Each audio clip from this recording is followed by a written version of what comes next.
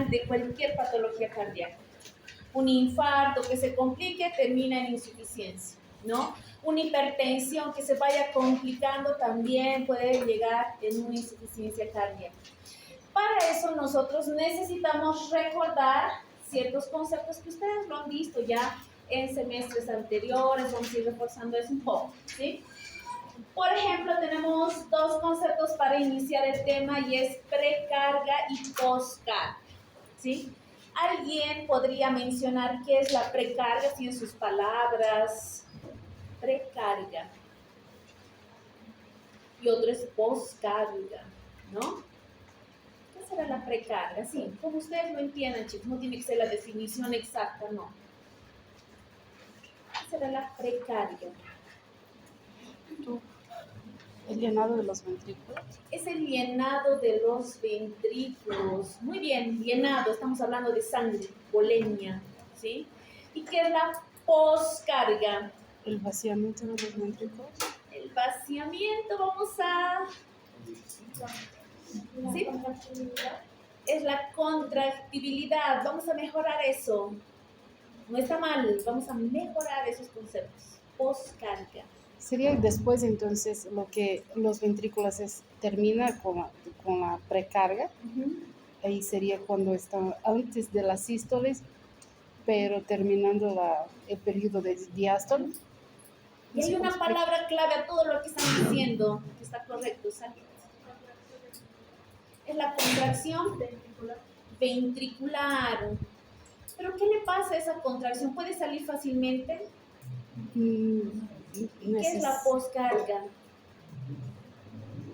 Es la resistencia que existe justamente ante la eyección ventricular que ustedes han dicho, ¿no? Porque si decimos eyección ventricular, no nos dice, mientras que cuando decimos poscarga, es la resistencia que existe justamente ante la eyección. Se ha llenado el ventrículo, hacemos una eyección y al realizar la eyección existe una resistencia, que esto es normal. ¿Qué pasaría si la resistencia, chicos, estuviera muy aumentada? ¿Será que la sangre podría salir fácilmente? No. Le costaría mucho, ¿no? ¿Qué pasaría con la precarga? Han mencionado ese llenado ventricular, ¿sí? ¿Qué pasaría si el llenado es demasiado? Si a ustedes les dan para agarrar 50 kilos, agarre, y estos 20 kilos más, ¿qué pasa con ustedes?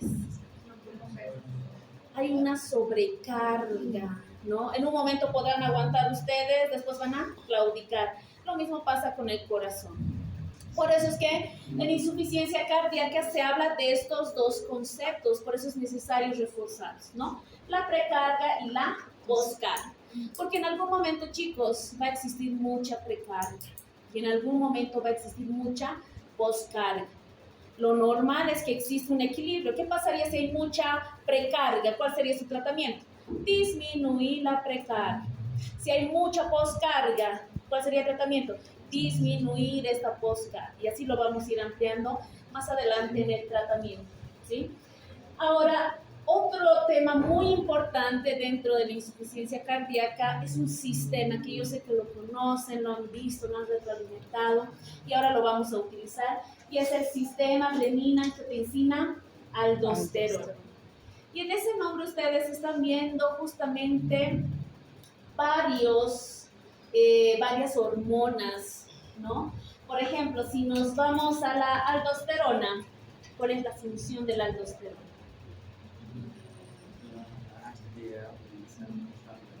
¿Ya? Aumenta el volumen. ¿Ya? Yo les voy a dar una sugerencia, así para recordarse que está correcto, vamos a especificar más los datos. Ustedes tienen aquí angiotensina, ¿no? Tienen aldosterona, ¿sí? Entonces, en este caso, Na es el símbolo químico de ¿quién? Sodio. Sodio. Entonces, ¿qué hace la aldosterona? Entonces Reabsorbe el sodio y excreta potasio. La aldosterona tiene esa función. Ahora, algo que estaba mencionando su colega, cuando se reabsorbe el sodio, ¿quién va detrás de él?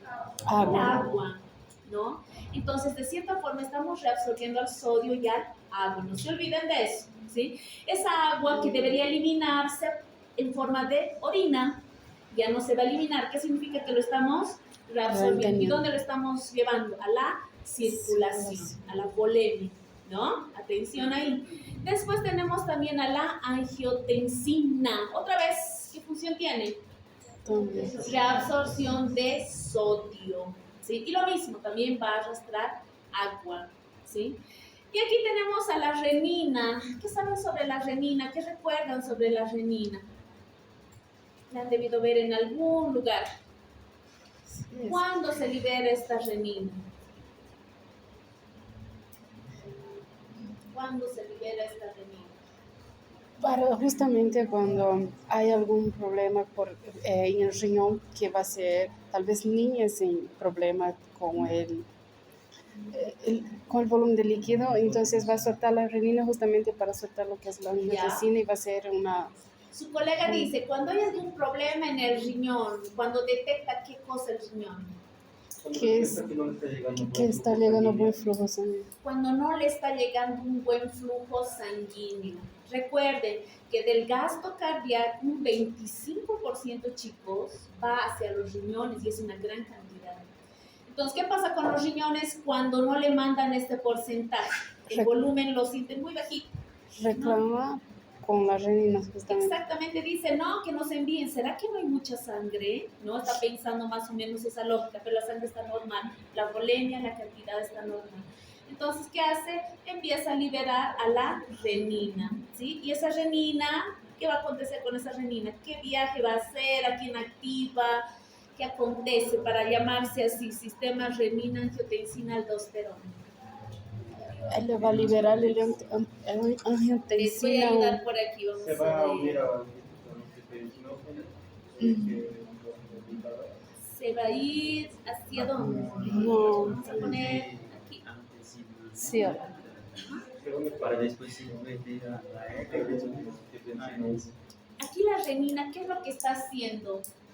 Tal vez no se lee aquí bien, es angiotensinógeno. Aquí es angiotensina 1 y aquí es angiotensina 2. dos. ¿Qué está haciendo esta renina de origen renal? Está uniendo a angiotensinogen o le está activando. Está convirtiendo, ¿no? Porque realmente es una enzima la renina. ¿Qué hace? Convierte al angiotensinógeno, que es de origen hepático, en angiotensina 1, ¿sí? Ahora ya es angiotensina 1, listo. ¿A dónde va a ir esta angiotensina 1? A los pulmones. Hacia los pulmones. Y en los pulmones va a existir La otra enzima, enzima. la enzima convertidora de angiotensina. Exacto, la ECA o la enzima convertidora de Angiotensina angiotensina. 2. Eso, y esa es la que se va a encargar de convertir a la angiotensina 1 en En dos. angiotensina 2, ¿no?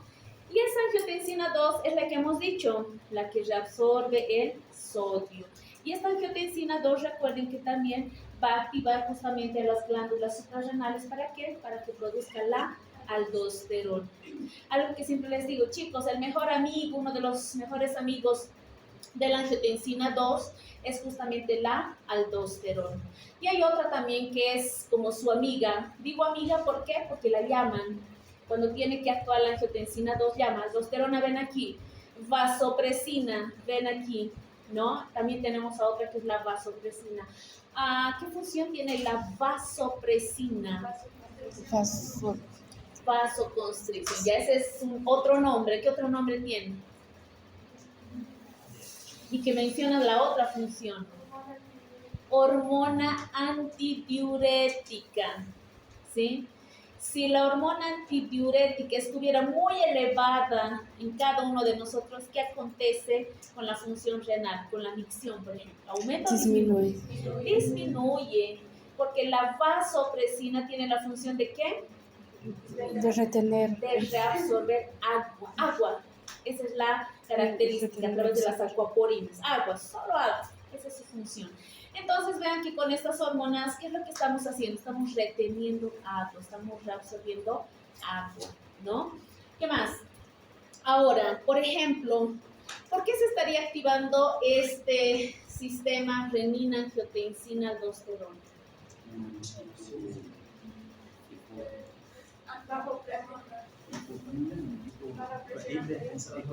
Una hipotensión. ¿Qué más? Que hace un momento aquí sus colegas también han ido mencionando. Una hipovolemia, poca sangre, ¿no? Y eso, chicos, puede ser relativo. Nosotros, por ejemplo, decimos hipovolemia cuando la cantidad de volemia está disminuida. ¿En qué situaciones podrían disminuir la volemia? ¿Cómo? Hemorragia. Hemorragias, ya, no tiene nada de hemorragias. Otra situación. Anemia. Las anemias van a aumentar más. Tiene hipertensión, la ¿no? frecuencia. Puede ser por fármacos. Por fármacos. ¿Fármacos como cuál? ¿Qué fármacos serían esos?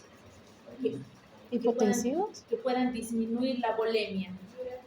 Los diuréticos, ¿no? Alguien que no sabe, no está funcionando, me tomaré más y está miccionando bastante, ¿no? Y se está deshidratando y está perdiendo volemia. Y algo que no se refiere a la sangre, chicos, ¿qué situaciones nos pueden llevar a una hipovolemia? Que no tenga nada que ver con sangre. ¿Cómo es eso? ¿Cómo? La deshidratación. Imagínense una persona que esté con diarrea, como alguna vez ha debido pasar con ustedes, ¿o no? Sí. ¿No? Con las personas, por ejemplo, extranjeras, cuando llegan a Bolivia, ¿qué acontece? ¿No? Comen algo de por ahí, doctora, no voy a venir a clases, por favor, que estoy muy mal. Estoy muriendo, doctora, toma líquidos. Y después se adaptaron y nunca más, ¿no? Entonces, las diarreas, chicos, también pueden llevar. ¿Qué más? Algo que puede ser no muy frecuente, pero los vómitos excesivos. Por alguna situación, ¿no? Vómitos excesivos, que realmente vomiten mucho, puede existir una hipovolemia, ¿no?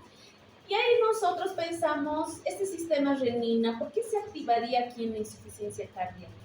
Recordando, vamos a llevar a continuación ya el concepto de la definición, que la insuficiencia cardíaca es la incapacidad del corazón, ¿no?, de bombear sangre adecuadamente. O si lo hiciera, sería a expensas, ¿no?, a expensas de otros sistemas como este sistema, ¿no? ¿Será que en la insuficiencia cardíaca, chicos, la volemia se afecta, va disminuyendo? ¿Qué opinan? Sí, porque el corazón no... ¿Será? Sí, el volumen. ¿Será que en una insuficiencia cardíaca disminuye la volemia? ¿Cómo? Sí, A ver, porque- explíquenme. ¿Por qué? El cuerpo, bueno, según lo que yo trato de entender es que el cuerpo trataría de compensar y como no llega a suficiente, tiene suficiente presión del cuerpo, ya sabe, van a necesitar más sangre para que pueda. Exactamente, chicos. Más bien puede existir una hipervolemia. No existe como tal, ¿no? Ahora, casos anteriores, un shock hipovolémico y todo esto puede causar una insuficiencia. Pero en la insuficiencia cardíaca no está funcionando el corazón solo como bomba. Las tuberías y el líquido están normal, solo que esto no está mandando. Es como en casa, ¿no? Tenemos una bomba de agua, ¿sí? Cuando no sube la bomba de agua, ¿qué hacemos? ¿Le ha pasado algo a la bomba? Vamos a ver, ¿no? ¿Hay agua? ¿No hay agua? ¿No? O tal vez hay agua y lo que no está funcionando es la bomba. O tal vez esas tuberías están cerradas, tapadas, más o menos lo podemos comparar así. Entonces, en la insuficiencia cardíaca, chicos, puede haber una hipervolemia y una hipovolemia no.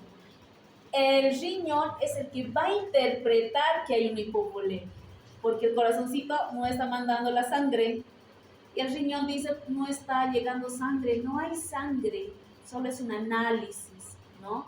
Entonces, en este caso, que dice vamos a liberar el sistema renina, que haya un aumento de las presiones, que reabsorban más sal, más agua, porque no debe haber y realmente hay. Estamos creando una sobrecarga, ¿sí? Entonces vamos a ver, y algo también que ha mencionado su colega, y hemos mencionado en la clase anterior, son los sistemas de compensación, ¿no? ¿Será que nuestro cuerpo nos deja solos cuando pasa algo? No. Generalmente va a tratar de Buscar compensar. toda la compensación. A no ser que sea un proceso agudo, ¿no, chicos? Si hay una hemorragia masiva ahí de una arteria femoral, no esperemos así va a empezar la compensación, ¿no? Seguramente dependerá mucho la cantidad de sangre, el evento y todo eso. Pero generalmente, chicos, nuestro cuerpo sí van a desarrollar estos sistemas de compensación, ¿no? Ahí hemos hecho entonces un breve repaso de lo que es Suficiente. al sistema renina-angiotensina-aldosterona. Entonces, ¿qué es? Es un sistema de compensación, ¿no? Cuando se activa, lo han mencionado muy bien, cuando hay hipovolemia, cuando hay hipotensión, cuando, por ejemplo, la hipotensión, que vamos a hablar bastante cuando hablemos de shock. Shock va a ser un tema muy bonito y vamos a entender una palabra que va a estar presente en todos los tipos de shock y es la hipotensión, ¿sí? ¿Qué entienden ustedes por shock, por ejemplo? ¿Qué entendemos por el concepto? Yo lo entiendo, yo sé que es shock, doctora, a ver, pero háblenlo. A veces es difícil, ¿no? Comunicarlo, pero lo entendemos, sabemos que es shock. Dos fuerzas diferentes cuando se chocan. Dos fuerzas Diferentes. que se diferentes, vamos por ahí. ¿Qué es shock?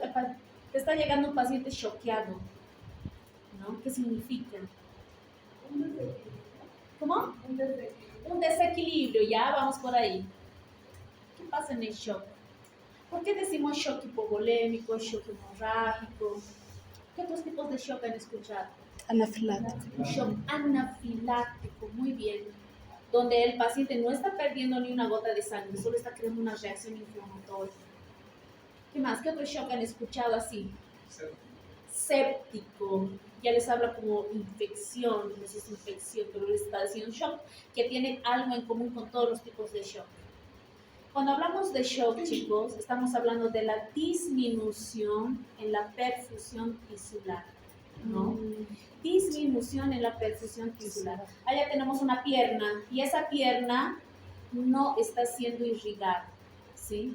¿Por qué? Porque no tiene justamente un paso del flujo sanguíneo, ¿no? Alguien la ha tapado ahí, no está llegando. ¿Qué pasa con eso, con ese tejido, si no llega irrigación? No, ok, está entrando en shock. Necrosa, llega un momento de isquemia. La isquemia, ¿qué saben sobre la isquemia? Tejido no irrigado. Que no Es un tejido no irrigado. ¿Y será que duele la isquemia? ¿Nunca han estado sentados 3 horas seguidas? ¿Y no les ha dolido algo por ahí? ¿Sus glúteos? Sí. Doctor, un ratito nos podemos parar, por favor. Su musculatura en algún momento, chicos, ha llegado a una isquemia, pero no patológica. Ustedes se han movido, se han cambiado de posición y el flujo otra vez, porque el peso va disminuyendo justamente los calibres por aplastamiento. Te paras, cambias de posición, listo, se retomó el flujo, ¿no? Entonces, en los casos de shock, chicos, vamos a hablar sobre eso. Vamos a ver qué diferentes tipos de shock. Y no son solo obstructivos. Ese shock anafiláctico, por ejemplo, ¿sí? Su característica, se van a acordar para ese día, es que los vasos sanguíneos se vasodilatan, ¿sí? Se vasodilatan. Entonces, si la sangre estaba aquí bien adecuado a este lumen y esto se ensanchó, ¿cómo queda la sangre? Parece poquito, ¿no? Para su contenedor más o menos. Entonces, vamos a hablar también sobre eso. Entonces, aquí hemos visto que este sistema renina se va a activar cuando, en casos de hipotensión, en casos de hipovolemia, ¿sí? Hipovolemia. Ahora, ¿qué resultados presenta el sistema renina? Sí, hemos dicho, en casos de hipovolemia, ¿qué va a hacer? Mejorar la volemia, va a mejorar la volemia. ¿Qué más? Va a mejorar la presión. Chicos, este sistema va a ser malo en nuestro tema. Al principio es bueno, ¿no? Pero todo paciente que hace va al médico solo cuando está mal, ¿no? Este sistema se activa, funciona bien, pero se fatiga después y causa muchos problemas. Y otro resultado, aparte de la hipervolemia o aumento de la volemia, si lo podemos decir, va a ser justamente aumentar la presión arterial, ¿sí? Para un buen momento está bien, nos salvó de este problema grande, pero sí está todo el tiempo, chicos, hipertensión, hipertensión, hipertensión. Y hemos hablado algo, ¿no? De la hipertensión en la anterior clase. No hay signos y síntomas claros. Todo parece hipertensión, ¿no? O sea, tu presión alta, si es que no se llegaran a medir y todo eso, realmente no se podría detectar, ¿no? Y ahí tenemos otro elemento que era la vasopresina, que hemos dicho también que es una hormona. ¿Dónde se origina la vasopresina?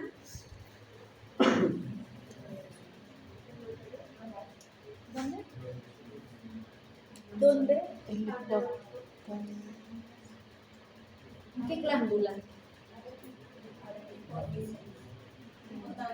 En el hipotálamo, ¿no?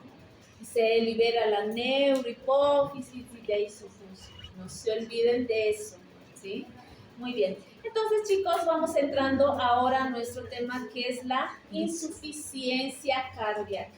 Hemos visto dos conceptos importantes, que es la poscarga. ¿Qué hemos dicho de la poscarga? Que es la resistencia que se debe vencer para que la sangre pueda fluir, ¿no? Entonces, esa resistencia, ¿a qué se refiere, chicos? ¿Que hay mucha vasoconstricción o que hay mucha vasodilatación? Mucha vasoconstricción. Por aquí tienes que pasar, pero no, ahora es así, ¿no? Entonces, estamos aumentando la poscarga. Todo este volumen va a tener que pasar. ¿Quién ha incrementado aquí la poscarga? ¿Quién ha incrementado la poscarga? ¿Por qué estábamos así y ahora está así, muy vasocontraído? La vasopresina. ¿Quién más? El sistema renina-angiotensina-aldosterona. No se olviden de eso. Entonces, si tú quisieras disminuir la poscarga, ¿qué harías? Bloquear a estos sistemas, ¿no? Eso es importante porque al final, chicos, del tema vamos a ver eso, el tratamiento, ¿sí? Después tenemos a la precarga, que muy bien lo han mencionado aquí sus colegas, es el llenado ventricular, ¿sí?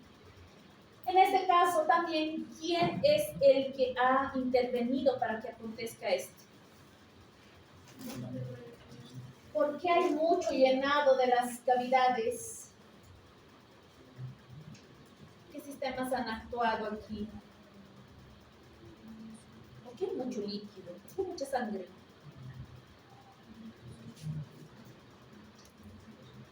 ¿A quién bloquearían ustedes para que ya no haya mucha precarga?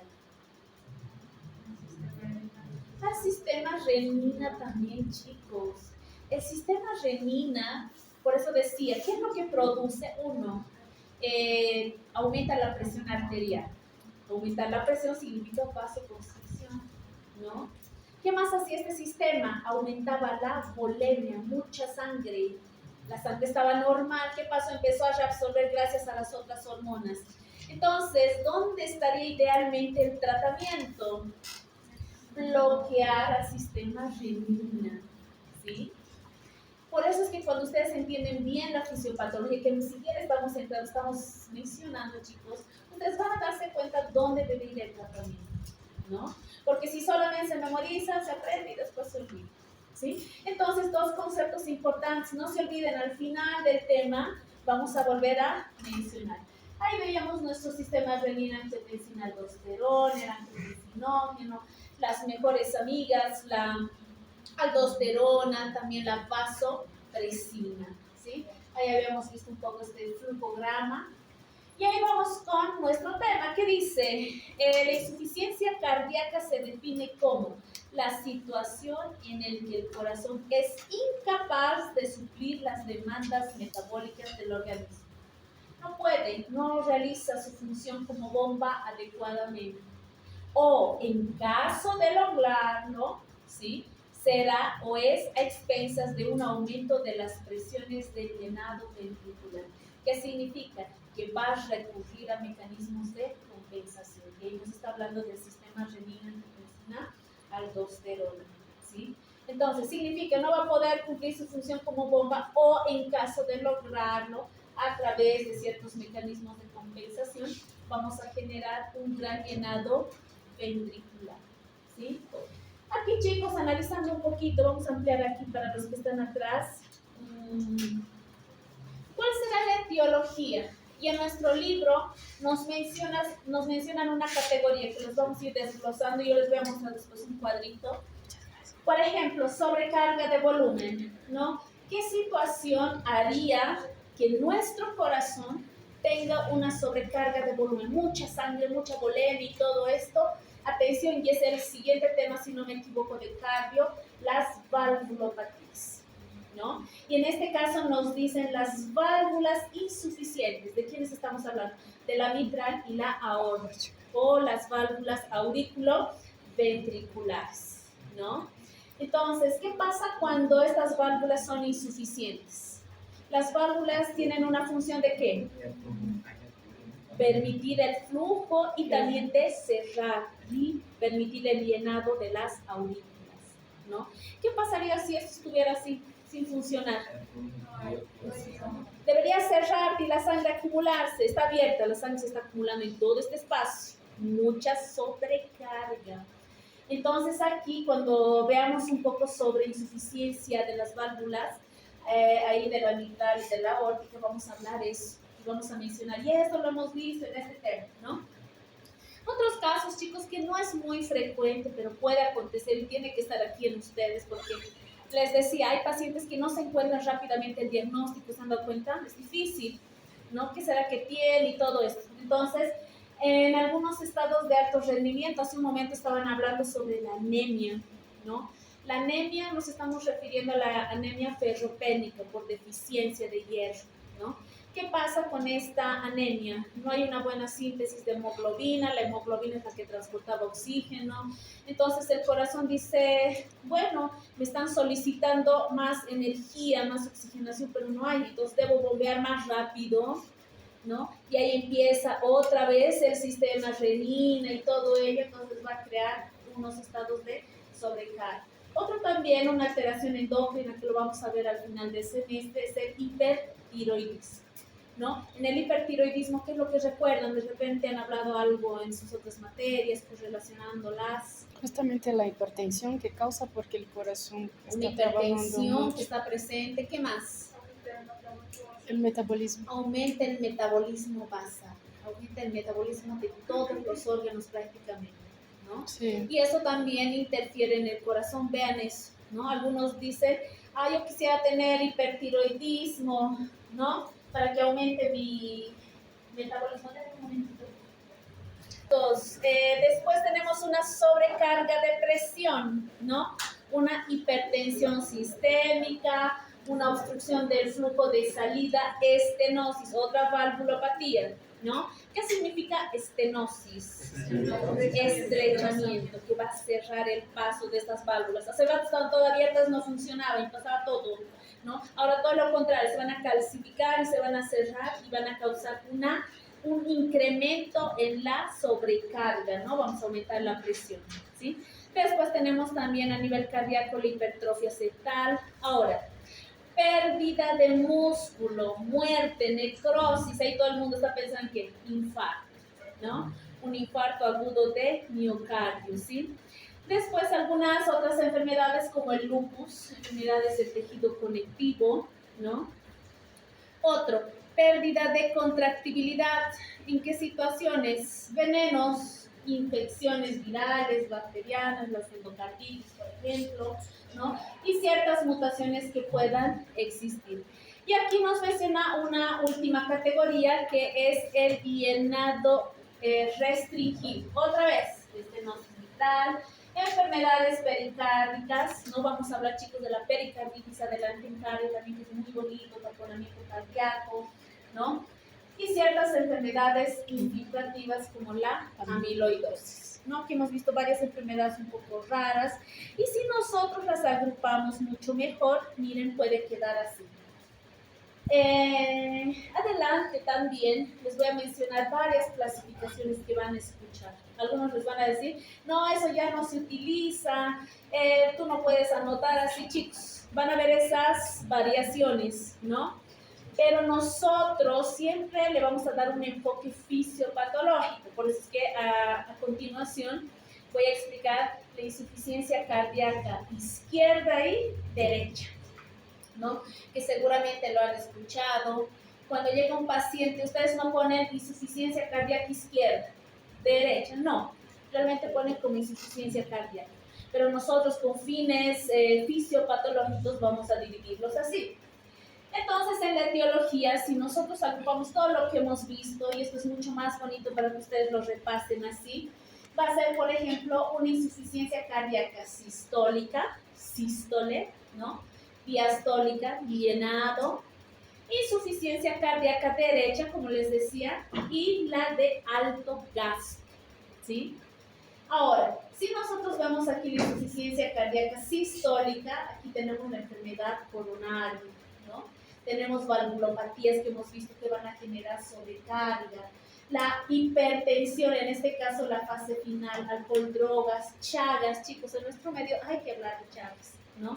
Y seguramente ustedes ya han hablado bastante en micro, en semiología seguramente van a ver, están haciendo sus rotaciones también seguramente, ¿no? Entonces, en cada tema les van a hablar y es importante, al menos en nuestro medio, el Chagas. ¿Qué saben sobre el Chagas? Es una enfermedad transmitida por el vector Ya, trimotransmisión. está causada por un parásito. ¿Qué más? ¿Y por qué es tan peligroso? Es que es silencioso. Porque su complicación es Es cardíaca cardíaca, y van a sí. cursar, como decían aquí, una cardiomegalia. Literalmente, no señor, tiene un gran corazón, ¿no? Porque realmente va a ser un gran corazón. ¿Qué significa eso? Que ese corazón, chicos, ya está dilatado. Significa que ha debido ahí compensar todo lo que ha podido y lo estamos encontrando así, en una fase final que va a ser la insuficiencia cardíaca, la miocarditis. Y atención, aquí también seguramente lo van a ver en gineco cuando pasen la cardiomiopatía periparto, ¿no? Con los que hemos ido pasando embriología alguna vez, les decía, el embarazo es muy lindo, hermoso, fisiológico, pero también tiene grandes puntos donde puede haber alteraciones. Y no solamente en el producto, sino en la madre, que a causa de un embarazo pueda tener cardiopatías.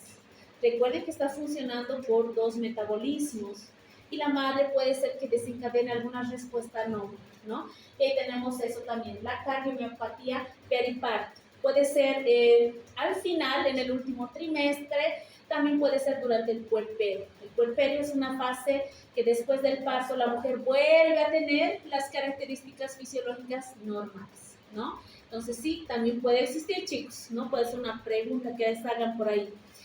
En la diastólica, llenado que hemos ido mencionando, ¿no? Lo que podríamos rescatar aquí justamente otra vez son la alteración de las coronarias, ¿no? Otra vez, infarto agudo, estenosis, valvulopatías. Ahora, esto de aquí hay que prestarle un poquito de atención, ¿no? Porque vamos a ver ciertas diferencias entre derecha, izquierda y todo eso. En la derecha, por ejemplo, que no es tan frecuente, a diferencia del lado izquierdo, las causas pueden ser por pulmonales, restrictivamente el aumento de la presión en el ventrículo derecho por grandes presiones, alteraciones pulmonares, el tromboembolismo pulmonar, ¿no? Aquí tenemos la hipertensión justamente de la arteria pulmonar, ¿sí? Y la estenosis mitral. Estas son las causas de una insuficiencia cardíaca derecha. ¿Y cuáles son las del alto gasto que hemos dicho que exige bastante?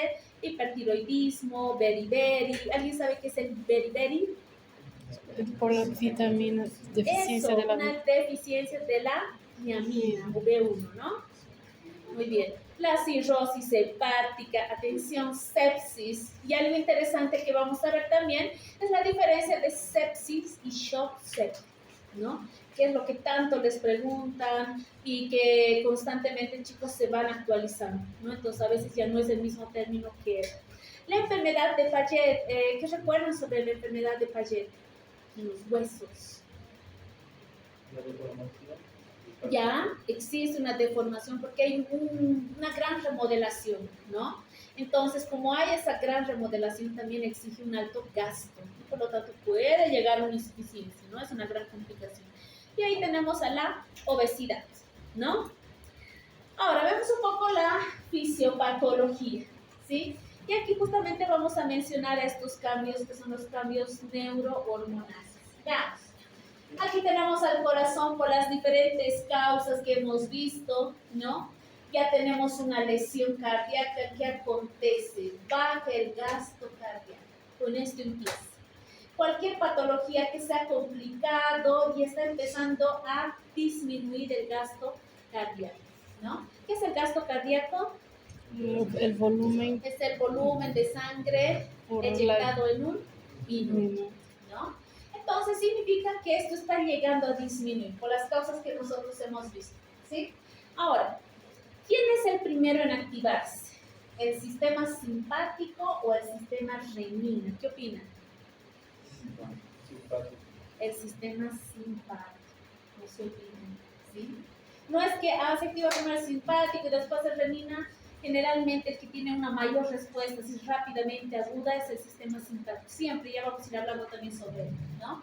Entonces, ¿qué pasa con el sistema simpático? Empieza a elevarse, empieza a secretar norepinefrina o noradrenalina. ¿Y qué acontece con este efecto? Aumenta la contractibilidad, ¿no? ¿Qué más? Aumenta la frecuencia cardíaca.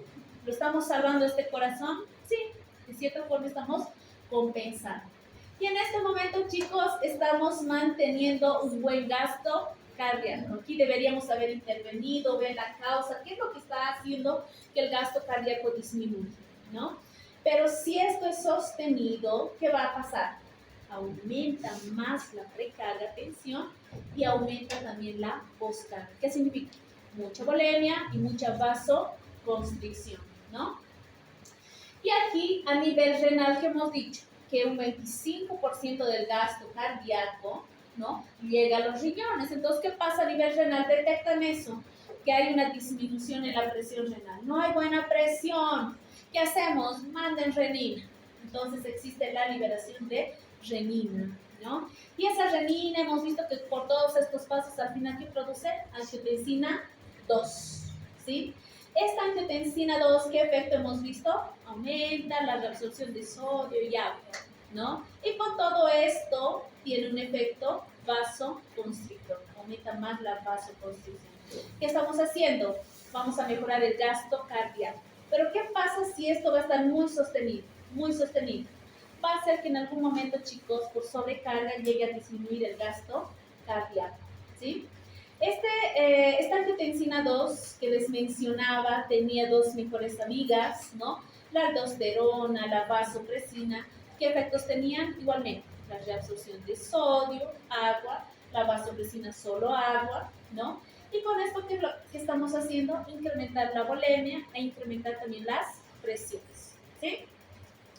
Y aquí también estamos manteniendo ahora, estamos agradando a quién, al riñón, porque él era el que estaba exigiendo esta cantidad de sangre, ¿no?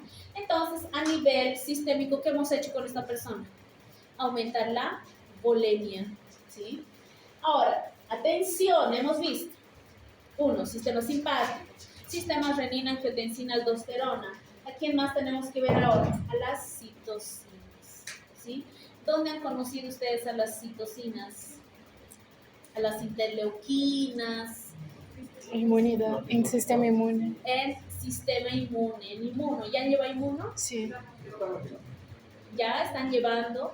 Entonces, ahí justamente estamos viendo estos factores, ¿no? Y estos factores, chicos, también son proinflamatorios. Proinflamatorios. El cuerpo tiene un equilibrio, ¿no? Entonces, si nosotros activamos estas sustancias proinflamatorias, vamos a causar grandes problemas. Y aquí ustedes van a entender el por qué. Porque estas citocinas, justamente, como el factor de necrosis tumoral alfa, las interleuquinas o interleucinas 1, miren qué es lo que van a crear: hipertrofia, ¿no? Ese trabajo excesivo que les decía genera inflamación, genera la liberación de las citocinas, y estas citocinas, miren, a la larga van a crear una hipertrofia. Sobre todo esta interleuquina 1, por ejemplo, va a generar una hipertrofia mucho más rápida, ¿no? Será buena una hipertrofia. ¿Qué pasaría si tenemos ahora un corazón hipertrofiado? De tanto mantener este buen volumen y todo, ¿qué acontece con el corazón? Disminuye justamente la capacidad de volumen que va a inyectar, porque está todo grueso, aumentado de Las tamaño. paredes. Esa es la hipertrofia, ¿sí? ¿Qué más? ¿Qué más? Va a requerir mucha energía, ¿no? El corazón podríamos decir que es el órgano que nunca deja de funcionar. Todo el tiempo, duermas o no duermas, el corazón está activo en todo momento, ¿sí? Y algo también muy interesante es que dentro de estas citocinas tenemos a la endotelina, que muy aparte de vasoconstricción, que tiene su efecto, Atención aquí, va a aumentar ¿qué? A los miocitos. Muchos miocitos. De cierta forma estaría bien o no, ¿no? De cierta forma tenemos más miocitos. Y en realidad, ¿qué va a acontecer? Van a irse transformando en colágeno. El colágeno ya no es miocito, ya no es músculo, ya no se contrae y todo ello, ¿no? Entonces, estamos hablando de un tejido que se va a ir transformando, ¿sí? Entonces, no se olviden de eso, la remodelación. Entonces, fisiopatológicamente tenemos 3 mecanismos compensatorios, ¿se han dado cuenta? Que a la larga nos van a hacer mal. ¿Cuáles son? Sistema simpático, sistema renina-angiotensina-aldosterona y a las citocinas, ¿listo? Que nos explican sobre todo la hipertrofia, ¿no? Un gran cambio que va a tener justamente el corazón, ¿sí? Ahora, aquí tenemos un resumen de lo que hemos dicho, miren, disminuye el gasto cardíaco, ¿quiénes están ahí? Aumenta el tono simpático, catecolaminas, vasoconstricción, en otras palabras, aumento de la poscardia, ¿sí? Disminuye el gasto cardíaco, sistema renina-angiotensina, aumenta la angiotensina 2, la aldosterona, ¿no? Y gracias al hipotálamo aumenta también la vasopresina que hacen, aumentan la volemia y por lo tanto la precardia. Esta vasoconstricción también es potenciada por la angiotensina 2. Y todo esto, chicos, a la larga, ¿qué es lo que va a acontecer? Un remodelado cardíaco, ¿sí? Un remodelado cardíaco. Y el remodelado cardíaco, hemos dicho, ya no es el mismo tejido. Entonces, ¿qué es lo que harían ustedes cuando encuentren a un paciente con insuficiencia cardíaca? Tendré que determinar en qué nivel está. Imagínense que esté en los últimos. ¿Qué es lo que haríamos? Mejorar la calidad de vida, chicos, nada más. Y si estuviera empezando a alargar un poquito más su sobrevida. De cierta forma, chicos, va a fallecer en cualquier momento, ¿no? Peor si no sirve un tratamiento, peor si no hay un efecto del tratamiento, ¿sí? Sí. Pero no podemos hacer un trasplante de corazón. Sí, ese es el tratamiento definitivo, ¿no? Pero en la actualidad, en Bolivia, por ejemplo, eso sería un sueño lindo, ¿no? Seguramente ya No se vamos a hace, estar llegando a perdón, eso. doctora, ¿no se hace trasplante de corazón aquí? Aquí, si no me equivoco, hay un hospital, que es el Hospital Belga, ¿no? Que es especialistas en cardio. Si no me equivoco, no han hecho un trasplante de corazón, si no me equivoco, chicos, ¿no? Del riñón sí he sabido que han estado haciendo, pero de corazón, así, Ni en Santa Cruz, doctor. en Santa Cruz, de Santa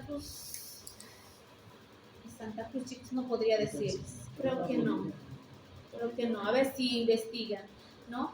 Es que uno, no es solamente el hecho de trasplantar, es el donante, chicos. Aquí no hay, no fomentan la donación, ¿no? ¿Ustedes donarían órganos? Sí, porque son parte de la medicina y sus familiares, otros no. Y hay mucho, ¿cómo podríamos decir? Hay una cultura sobre eso, cómo vas a donar, cómo le vas a sacar de los hijos. Hay esas creencias todavía, chicos, ¿no? Es difícil, pero no imposible. Sin irnos más lejos, chicos, en los trasplantes de riñón, eso sí he visto yo, ¿no? Ahí justamente cuando les damos la noticia, tienen insuficiencia renal crónica, tiene que hacerse un trasplante. Sus familiares, chicos, desaparecen, hermanos, hijos, hermanos que estaban todo el tiempo ahí, desaparecieron, chicos. Y hablamos a veces con ellos, ¿no? Porque deben tener miedo, les explicamos, no, pero es tu hermano y eres compatible y todo esto, porque se hacen pruebas, no. O a veces medio que se animan y después dicen no, y todo eso, ¿no? Entonces, y una persona desconocida que tenga una compatibilidad es muy raro, ¿no? Los chicos, esa parte sí, es muy difícil aquí. Entonces, de corazón, sería un milagro, ¿no? Que pueda existir, pero, ¿sí? Dependerá también de los donantes y todo eso, pero yo creo que seguramente aquí ya vamos a escuchar esas noticias. En Brasil se hace bastante, seguramente, ¿no? ¿Y allá deben fomentar la donación de órganos? Hoy el problema en Brasil, doctora, es que algunas personas no quieren ser donante porque llega al hospital, no es ni, llega al hospital si está bien, sale casi muerto para querer sacar los muertos. Si llega casi mal, casi los mata para querer sacar los órganos y vender isso que está passando. Você chega e não Esse vai, é o problema em Brasil hoje. Você vê que é donador, então não usaram nada. Sí, por eso no están queriendo marcar, pero a veces dejar para un familiar Sí, bien cerca, sí, decir sí. yo dono, pero deja eso bajo. Pero es Sí, fuerte la propaganda Es muy de triste. donación de órganos en Brasil. Sí, Televisión. es muy fuerte. Pero mal, ¿no? Que de la parte médica Sí. tengan Sí, esa tienen actitud. esas- Chicos, hay todo tipo de médicos. Una todo mafia el mundo, grande, ¿verdad? todo el mundo, eso es real, chicos. Pero hay que ser médicos de bien, detectar y tal vez denunciar, ¿no? Entonces, chicos, ¿qué es lo que hemos visto aquí en la fisiopatología? Hemos visto cambios hemodinámicos, ¿no? ¿Qué saben sobre la ley de Frank-Starling? Que sé que la saben. A ver, piensen para explicar. ¿Cómo explicamos eso? Que está muy relacionado, ¿no? ¿Cómo explicarían, a ver, la ley de Frank-Starling, sus palabras?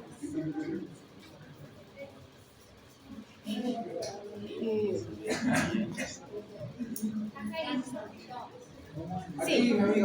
Esa prenda está ficando fuerte.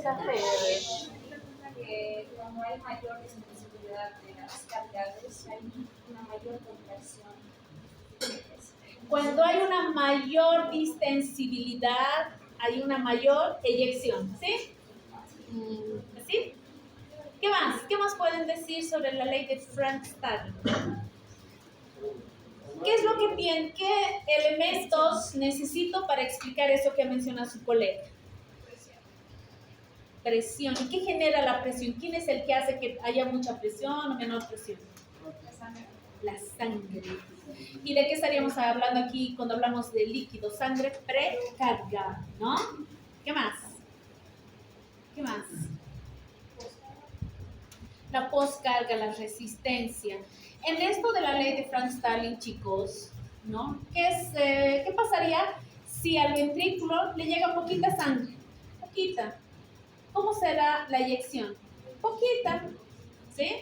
Ahora, si la eyección fuera adecuada, un buen volumen, una buena eyección, ¿sí?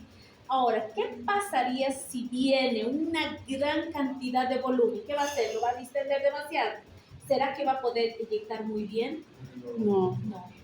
En algún momento, chicos, sí lo va a lograr, pero cuando el volumen es excesivo, prácticamente no va a existir una buena eyección. Entonces, justamente aquí, esto de la relación Frank-Starling, chicos, ¿no? Vamos a tener esa alteración. Y ahí justamente estamos hablando de la parte diastólica, ¿no? Hay una disminución del llenado, por lo tanto, una disfunción diastólica, ¿sí? Después hemos hablado también de los cambios neurohormonales, simpáticos, renina, vasopresina, citocinas, y de los cambios celulares. Gracias a las citocinas hemos visto que va a haber la remodelación, la hipertrofia, y con ello la disminución de la función cardíaca, ¿sí? Ahora vamos a las manifestaciones, que hasta por aquí vamos a llevar para realizar nuestra actividad, ¿sí? Y préstenle mucha atención, los términos, imagino, ya los han ido viendo un poquito en semiología, los han debido ver en otras materias relacionadas. Por ejemplo, vamos a hablar de las manifestaciones de una insuficiencia cardíaca izquierda, ¿sí? Estamos en el lado izquierdo, ventrículo izquierdo.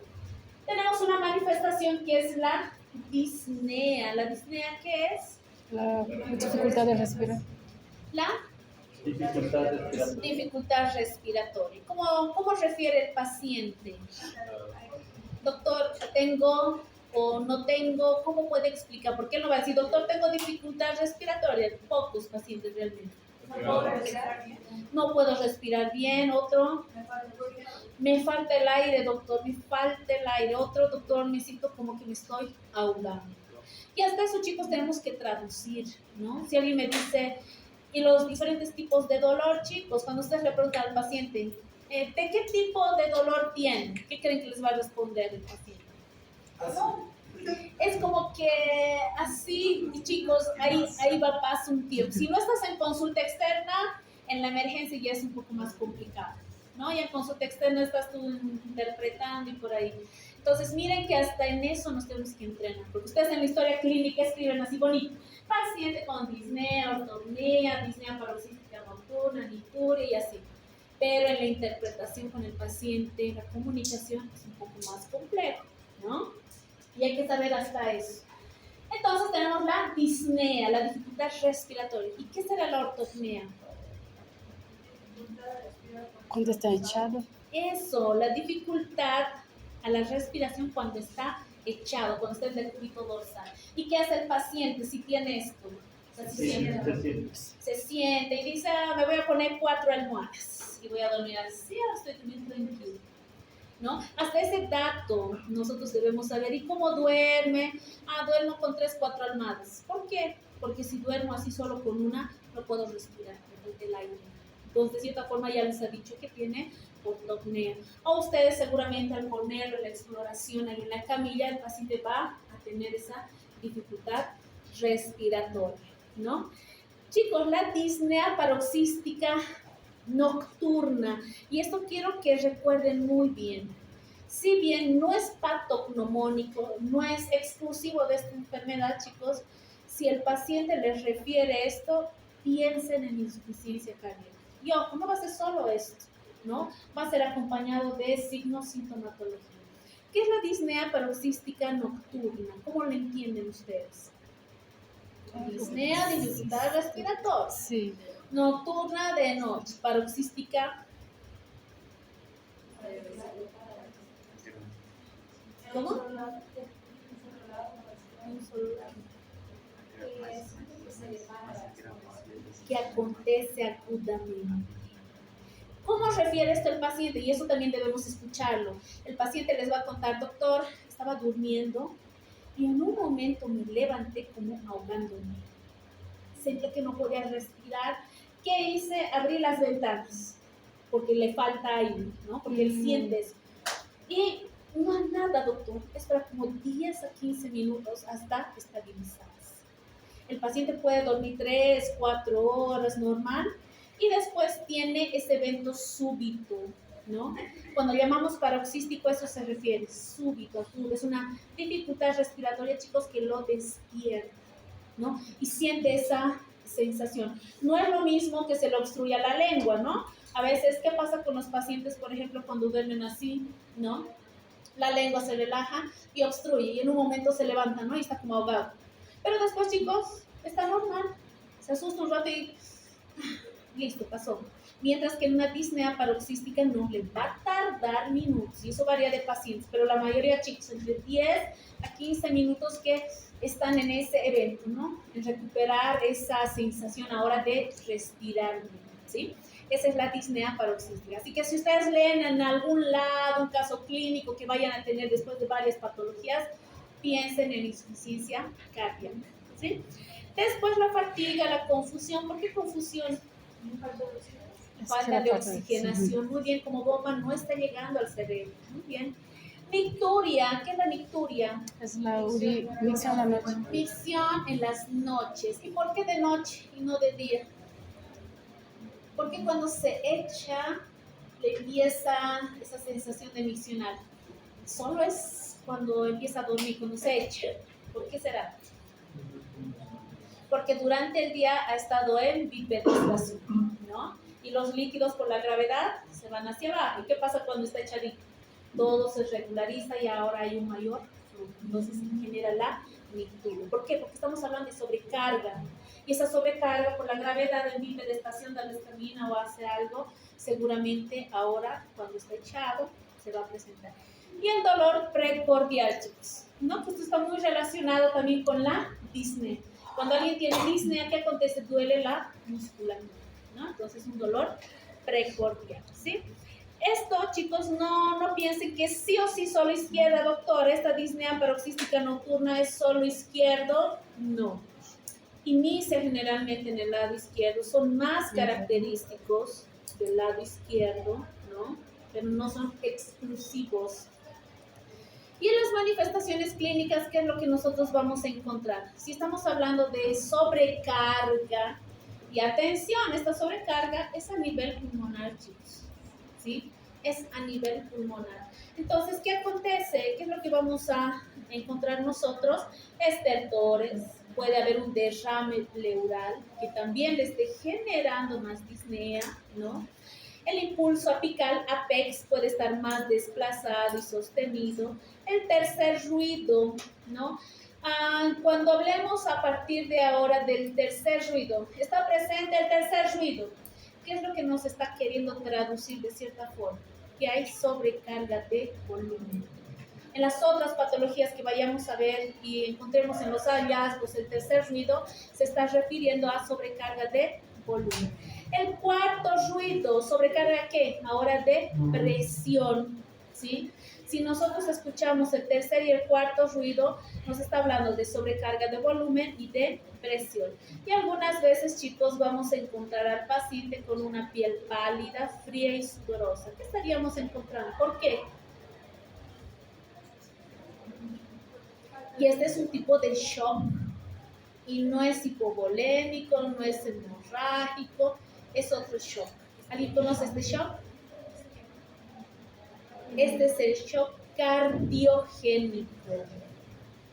Cuando el corazón no puede más como bomba, hay volemia y todo, pero como bomba ya no. Ya no llega con la misma cantidad, la misma velocidad o presión. Entonces el paciente, ¿cómo está? Pálido, frío y sudoroso. Entonces significa que ya nos está adelantando un shock cardiogénico, que vamos a hablarlo también adelante, ¿sí? En la derecha, chicos, ¿sí? Lado derecho, ¿cuál es el gran problema? El caso del ventrículo derecho. En el derecho, aquí justamente como estamos viendo causas, ¿qué causas recuerdan de las que hemos mencionado en etiología? Hemos hablado de derecho. Y eran casi exclusivamente pulmonares. ¿Cuáles eran? El coro pulmonar, muy bien, ¿qué más? El tromboembolismo pulmonar, otra, una hipertensión, ¿de qué arteria? Pulmonar. Todo exclusivamente el pulmonar, y eso es lo que puede causar una insuficiencia cardíaca derecha. Pero hay una pregunta también que se hace bastante en todo lado, y es bueno que lo sepan, es ¿cuál es la principal causa de una insuficiencia cardíaca derecha? ¿Cuál es la principal causa? Una insuficiencia cardíaca izquierda, ¿sí? Izquierda. Primero es la izquierda y se complica derecha. Y si solo aparece derecha, doctora, no piensen en el, revisen el izquierdo, no hay nada. ¿Qué significa? Algo de origen pulmonar, de los que hemos ido mencionando. Y ya para concluir aquí, las manifestaciones de la derecha. Derecha. 1. Otra vez disnea. Presión venosa yugular elevada. Anasarca. ¿Qué es la anasarca? El edema generalizado. Muy bien. Ascitis. ¿Qué es ascitis? Líquido en el abdominal. Líquido en la cavidad Peritoneal. peritoneal, muy bien. Edema podálico, pies, reflujo hepatoyugular y el dolor abdominal. Estas son manifestaciones del lado derecho, ¿sí? Entonces, ¿qué características tiene el lado derecho? Una sobrecarga, ¿qué? ¿Pulmonar o sistémica? ¿Cómo? La insuficiencia cardíaca derecha tiene una característica de una sobrecarga de volumen pulmonar o sistémico. Sistémico. Y el izquierdo pulmonar, por eso hemos encontrado derrames, estertores. No se olviden, ¿sí? Y ahí vamos a quedar en la parte teórica. Les doy 7 minutitos y empezamos con la actividad. Está muy relacionado a manifestaciones, conceptos que hemos visto. ¿Listo? Entonces, 7 minutitos, chicos.